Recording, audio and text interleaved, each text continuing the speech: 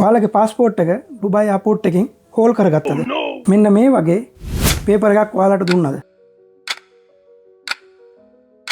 එහෙමනම් මං කියන්න ඔය පේපර් එකත් අරන් කොහටද යන්න මොකද්ද කරන්න ඕනේ කියලා. වීඩියෝ එක දිගටම බලන්න. ඇද්ද ලියලා තියෙන එක හොඳට කියවලා තේරුම් ගන්න. ඒකොල්ලෝ ලියලා තියන්නේ ඒකොල්ලෝ දීලා තියෙන කාල සීමාව ඇතුළතදී ඔයාලට මේක කරගන්න බැරිුණොත් එහෙම දඩේ දිරම් 5000ක් ගෙවන්න ඕනේ කියලා. කිසිම කෙනෙක්ගෙන් අහන්න ඕනේ නැහැ. පේපර් එකත් අරන් යන්න තියෙන්නේ අවීර් ඉමිග්‍රේෂන් එකට. යන්න කෙලින්ම ගේට් නම්බර් 2 එකට. නම්බර් 2 එකකින් ඇතුල් වෙලා හෝල් එකක් යනවා. දකුණු පැත්තේ තියෙනවා රිසෙප්ෂන් එකක්. ඒ රිසෙප්ෂන් එකට යන්න එපා. කෙලින්ම ගිහිල්ලිවලා වම් පැත්තේ තියෙනවා පොඩි රෙස්ටුරන්ට් එකක් තියෙනවා. ඒ රෙස්ටුරන්ට් එක ළඟින් වම් පැත්තට යන්න. වම් පැත්තට ගියාම ඔයගොල්ලන්ට පේන්නේ දකුණු පැත්තේ තියෙනවා රූම් නම්බර් 8 එකයි 9 එකයි. ඒ 8 එකේ ඉන්නවා එක්කෙනෙක් ඉඳගෙන. රූම් නම්බර් 9 එකේ ඉන්නවා 3 දෙනෙක් ඉඳගෙන.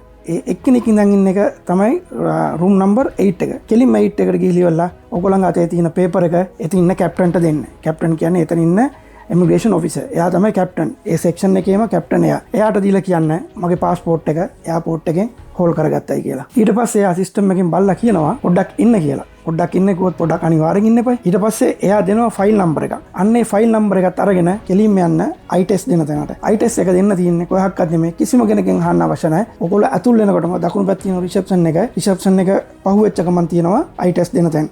එකක් නෙමෙයි. එතන තියෙනවා 10ක් 15ක් කවුන්ටර්. ඒකෙන් කවුන්ටර් 2 හරි 3 හරි තමයි යන්න ඕනේ. එතනට ගිහිල්ලා අර එයා ලියලා දෙන ෆයිල් නම්බර් එක ඔයගොල්ලෝ පෙන්නන්න අර කවුන්ටර් එක්කෙනාට. ඊට පස්සේ ඒ ෆයිල් නම්බර් එක බලලා ඉවරලා ඔයාගේ I test එකක් කරනවා එතන. I test එක කරලා ඉවරලා ඔයා ආපහු යන්න ඕනේ අර කැප්ටන් ළඟට රූම් නම්බර් 8 එකට. ඔයාගේ I test එක සිස්ටම් එකට ආවට පස්සේ එයා කියනවා දවස් 2කට පස්සේ එන්න. එහෙම නැත්නම් දවස් 5කට විතර පස්සේ එන්න කියලා. දවස් 2කට හරි 5කට පස්සේ ඔයා ගිහිල්ලා එතන කන්ෆර්ම් කරගන්න.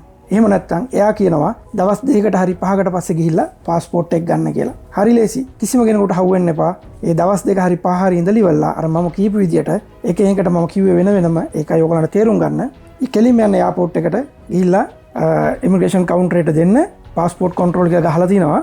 ටර්මිනල් 1 කියලා ගත්තොත් එහෙනම් ටර්මිනල් 1 එක තියෙන්නේ පාස්පෝර්ට් කන්ට්‍රෝල් එක තියෙන්නේ ඇරයිවල් එකේ. ඇරයිවල් එකේ ඇතුළ වෙලා ටිකක් ඉස්සරහට යනකොට දකුණු පැත්තේ ඇතුළට එන්න තමයි තියෙන්නේ පාස්පෝර්ට් කන්ට්‍රෝල් එක. අන්න එතනට ගිහිල්ලා ඔයාගේ අතේ තියෙන පේපර් එක දෙන්න ඒගොල්ලන්ට. ඊට පස්සේ විනාඩි 5-10ක් ගියාට පස්සේ ඔයාගේ පාස්පෝර්ට් එක ඔයාගේ අතටම ගෙනත් දෙයි. හැබැයි එහෙම නිකන් පාස්පෝර්ට් එක දෙන්නේ නැහැ. කේස් එකක් තියෙනවා නම් ඔයාව එහෙමම රිපෝට් කරනවා. කේස් එකක් නැත්තම් පාස්පෝර්ට් එක දෙනවා. ඇයි ඕගොල්ලන්ගේ පාස්පෝර්ට් එක හෝල් කරගත්තේ කියලා මං හරියටම කියන්නම් ඊළඟ වීඩියෝ එකේ. මොකද ඒක සෙල්ලමක් නෙමෙයි. ඒක ලොකු කතාවක්. මේ ෂෝට් වීඩියෝ එකකින් ටිකක් කරන්න අමාරුයි. ඊළඟ වීඩියෝ එකෙන් මං ටක් ගාලා කියලා ඔයාලට දාන්නම්. එහෙනම් ඔයාලට ජය වේවා. අර මම කීප විදියට යන්න කිසිම කෙනෙකුට හවුවෙන්න එපා.